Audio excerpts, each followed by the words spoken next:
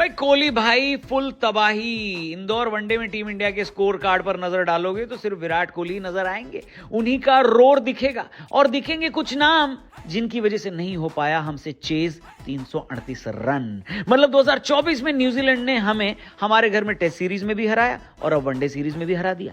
वैसे गिल साहब से एक सवाल करना चाहूंगा कि आखिर क्यों आपने चुनी टॉस जीतकर इंदौर जैसे हाई स्कोरिंग ग्राउंड पर पहले फील्डिंग? अरे बैटिंग लेना चाहिए था ना। ऐसा कई लोग बोल रहे हैं। आप क्या बोलना चाहते हैं कमेंट करके बताना। इस फैसले के बाद कई लोगों को तो यह कहना बनता है, क्या कहना बनता है? देखा आपने लापरवाही का नतीजा है। तो दोस्तों कल रात को इंडियन क्रिकेट फैंस को बड़ा ज्यादा धक्का लगा। क्योंकि साल 2026 की पहली सीरीज ही हम हार गए, यानी बोनी खराब हो गई। आगे पता नहीं अब क्या होगा। बताओ, मेरे को तो ऐसा धक धक हो रहा है। मेरे को बस 20 दिन से कम समय में T20 वर्ल्ड कप शुरू हो जाएगा और शायद उसकी सनक में लोग इस वनडे सीरीज की हार को भूल जाएंगे। लेकिन असली फैंस नहीं भूल पाएंगे कि कैसे इंदौर में पहली बार विराट ने सेंचुरी लगाई और फिर इंडिया ने मैच गंवाया। यह पहला मौका था जब इंडिया इंदौर में खेले गए वनडे में हारी है। यानी कप्तान गिल ने अपनी कप्तानी पर दाग लगवा लिया। अब पता नहीं ये दाग कैसे छूटेगा। एक तो टॉस पे गलती हुई, ऊपर से बैटिंग के समय बैट और पैड के बीच से अगर गेंद निकल जा रही हो तो फिर क्या ही कहा जाए। साथ ही जिस अय्यर से रनों की उम्मीद थी कि इंदौर वनडे में वो कुछ कमाल करेंगे, लेकिन वो 3 रन पर आउट हो गए। और इन फॉर्म राहुल तो 1 के स्कोर से भी आगे नहीं बढ़ पाए। अब बचे अकेले कोहली और कोहली को मिला नीतीश कुमार रेड्डी का और फिर हर्षित राणा का साथ। दोनों ने कोहली के साथ बढ़िया पार्टनरशिप करी, लेकिन एंड में अकेला बोझ तो कोहली को ही उठाना पड़ा। कोहली भी 124 के पर्सनल स्कोर पर आउट हुए और उनके रूप में भारत का 9वां विकेट गिरा, जिसके 2 बॉल बाद कुलदीप यादव भी आउट हो गए और इंडिया 41 रन से मैच हार गई और 2-1 से सीरीज। यह भारत में न्यूजीलैंड वालों की पहली ओडीआई सीरीज की जीत है और 2022 के बाद से पहली बार ऐसा हुआ है कि घर में टॉस जीतने के बाद भारत ने पहली बार कोई मैच गंवाया हो। ससुर। लेकिन आपने अगर नोटिस किया हो तो इंडिया मैच दूसरी पारी में नहीं बल्कि पहली पारी में हार गई थी, पता है? अरे वो भारत के पास बैटिंग लाइनअप हमेशा से अच्छी रही है, गेंदबाजी भी बढ़िया है, भारत के पास अनुभव भर भर के है। लेकिन अगर कोई एक डिपार्टमेंट है जहां अच्छा काफी नहीं है तो वो है फील्डिंग।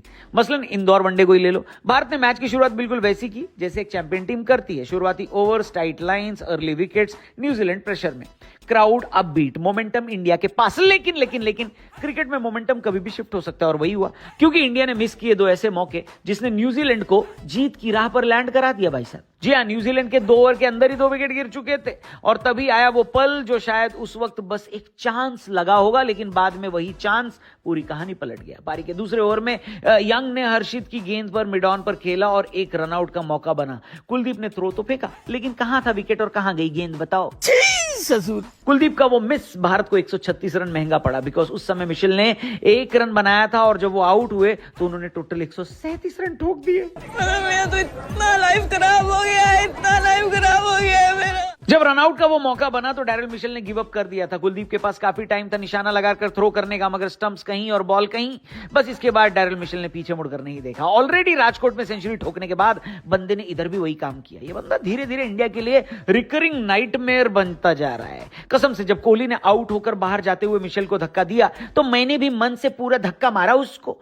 कुलदीप की वो एक चूक हमें भारी पड़ गई दोस्तों। लेकिन सिर्फ कुलदीप ही नहीं चूके, हर्षित राणा की भी एक गलती है। ग्लेन फिलिप्स को ऐसा जीवनदान उन्होंने दिया जिसने हम फैंस की खुशियों में आग लगा दिया।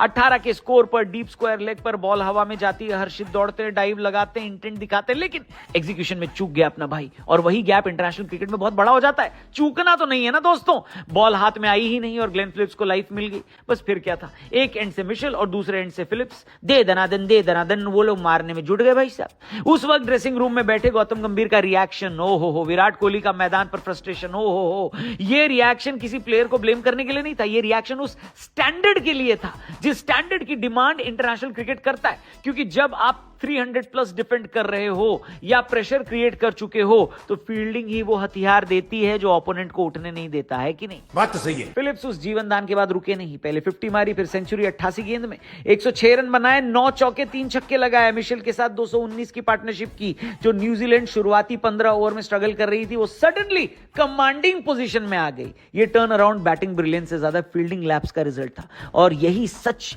क्रिकेट हमें बार बार सिखाता है। अब सवाल ये नहीं कि हर्षित राणा ने कैच छोड़ा या कुलदीप से रनआउट मिस हुआ, सवाल ये है कि ऐसे मोमेंट्स इंडिया के लिए पैटर्न क्यों बन जाता है भाई।